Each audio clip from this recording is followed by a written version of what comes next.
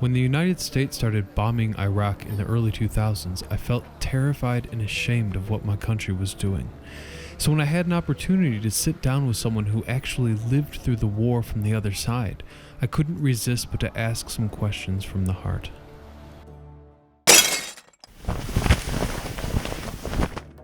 What was life like when Saddam Hussein was in power? Was it really so horrible as the American media told me it was?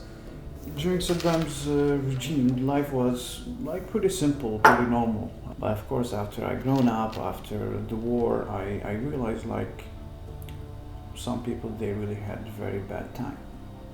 There was one person that you shouldn't cross the line with. Mm-hmm. But now we have more than 360 leaders. If we compare it with what Saddam did, it's nothing.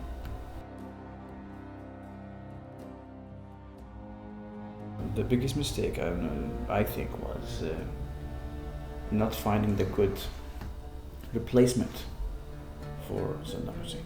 Mm-hmm. The United States, they've chosen people to rule the country, but they chosen based on their ethnic group, Okay.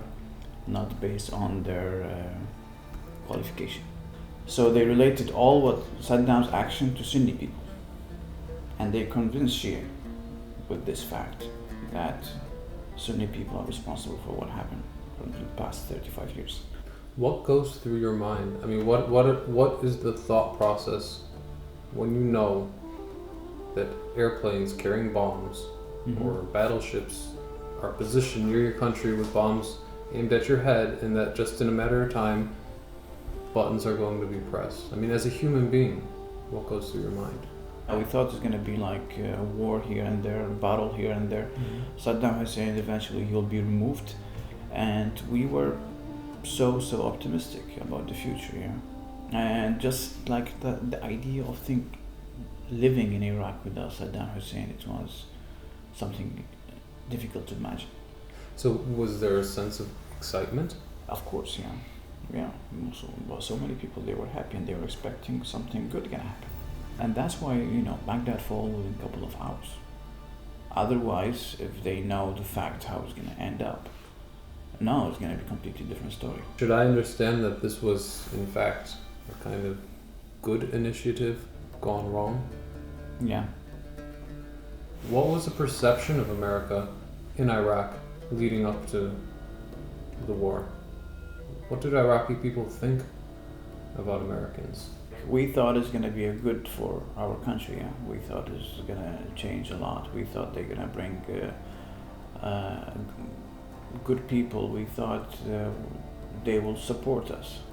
What they done, it was 10 times or even 1,000 times worse than what Saddam Hussein done for the last 35 years. Do you think there's any prospect to remove the people who are in power now? Of course, there is, but it has to start from the Iraqi people itself, and the Iraqi people are tired. They've gone through war from one to another.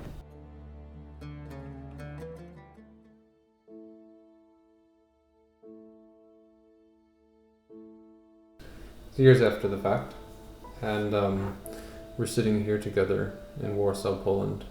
You're a refugee living in this country. How did you come to Poland? My territory actually was occupied by Al-Qaeda for around 2 years, beside the fact that there was civil war going on. Yeah, I realized I have to live my life. I want to start over. I want to go somewhere else. Yeah, so Poland was the first station. I got visa to Poland and I came here. So I checked my options and I realized Poland doesn't have a lot of immigrants and they are not so familiar with the system of refugees. So no one wants to go there because what they're looking for is a country where basically they will be taking care of the government, where to pay taking care of the medical care. I didn't need all these things at the beginning. For me was the most important thing. I just want a safe place. You live on a good standard, Yeah. from what I can see. You're a self-made man here in Poland. What was the thing that unlocked some level of success for you? Like, you mean what was the success factor? Yeah. It was my wife. I met my wife like a year and a half probably after I came to Poland. We studied together, and in most cases she was working and I was still looking for a job. Thanks to her, like, I am who I am now. Do you feel at home here What do you mean, where? in Poland? No. You have the wife. You're going to be a father. Mm-hmm. You have your own business. What's missing? The sense of belonging. It's when you don't have your own home, you don't have, kind of, you're missing something, you want to go back somewhere.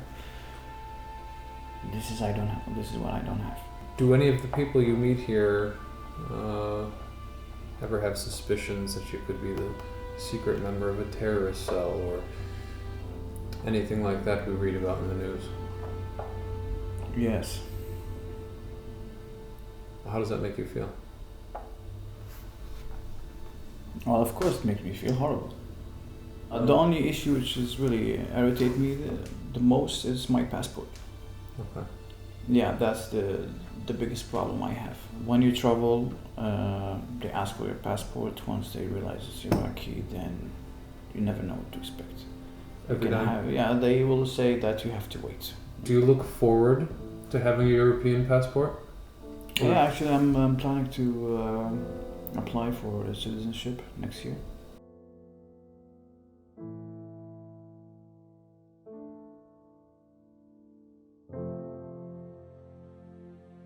Who are you angry at because of the situation that you're in? After all what I've been through, Hmm. the United States. So how does it feel to sit with me as a citizen of the United States?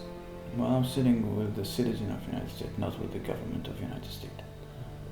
Do you think most people in Iraq would tell me the same thing? I lost my country because of the United States. But there are some people, they lost their families. Some people, they lost a brother or sister, husband or wife, and the country, and something else because of the United States. And I cannot imagine, myself in their shoe and how they would behave in such a certain situation. If I could speak for my country, which actually I don't feel that I can, because I was disgusted by any war that they did. I wanted to meet you because I felt I needed to tell at least one person from your country that this is not what a lot of people wanted to have happen. So, I don't know. Well, the fact is my life hasn't been ruined yet. At least I managed somehow to find my way. But speaking of others, yeah, I completely changed. And I think these people, they deserve apology from American people. Because we're not expecting anything from the government anymore.